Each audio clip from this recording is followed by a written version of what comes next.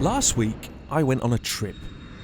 After a 4-hour flight, we landed on a small island 520 kilometres off the coast of Africa. Climatically and geographically distinct, home to an astonishing floral diversity, this island is Madeira.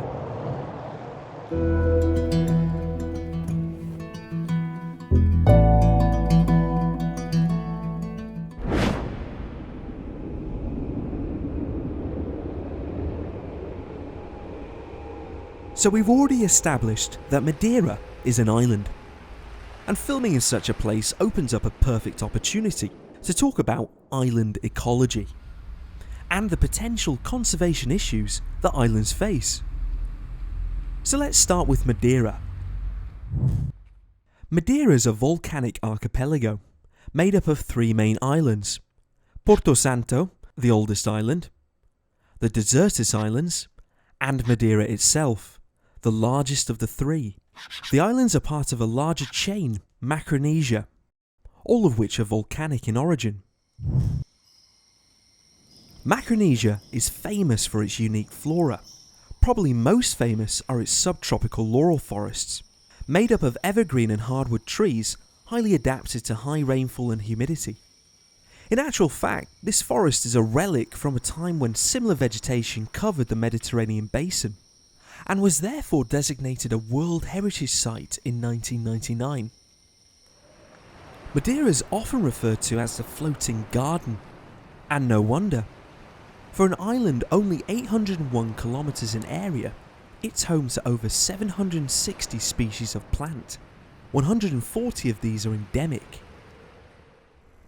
The island is also home to an endemic lizard, which is actually very common. It can be found on most walls and rock faces around the island.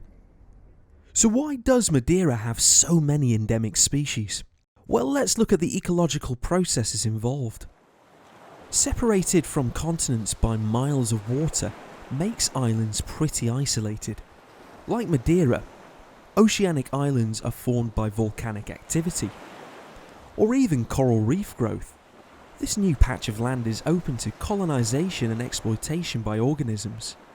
The trouble is, the only way to reach the island is by sea, flight, or even being blown over by the wind. This means organisms with a high dispersal capability, i.e. plants and birds, are much more common on islands. So animals like mammals that have a poor dispersal capability rarely make it to isolated islands. Over time, ecological succession takes place. Some species that arrive survive and form populations. Because of the isolation, islands tend to be much less biodiverse than mainland ecosystems and exhibit low genetic variability. But there is an upshot of the isolation. Void of traditional predators and competitors that species might have previously evolved with, they take advantage of new niches.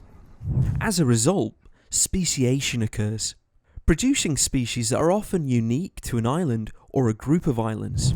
As biodiversity goes, islands are extremely important, making up 1/6 of the Earth's total land area. And as a result of their endemism, island ecosystems account for 30% of the world's biodiversity hotspots. Because of the relatively small population size of many endemic island species, they are particularly vulnerable to extinction. This is sometimes caused by natural events, such as hurricanes. But these days, island extinctions are usually a direct result of human disturbance. So let's look at Madeira again. The island's been in contact with humans most probably since 72 BC, but it became truly colonised from 1420 onwards by the Portuguese. With human colonisation has come 2 main issues. Unfortunately, modern infrastructure and an increasing island population have led to the clearance of much of the laurel forests and other habitats. Now the laurel forest only exists in small pockets, endangering much of its unique flora and fauna. So in this episode, we've had a brief introduction to island ecology. Many of the conservation issues that face Madeira also face other islands around the world. We'll explore these in future episodes. In the meantime, if you want to find out more about Madeira or island ecology, check out the links in the description. Catch you later.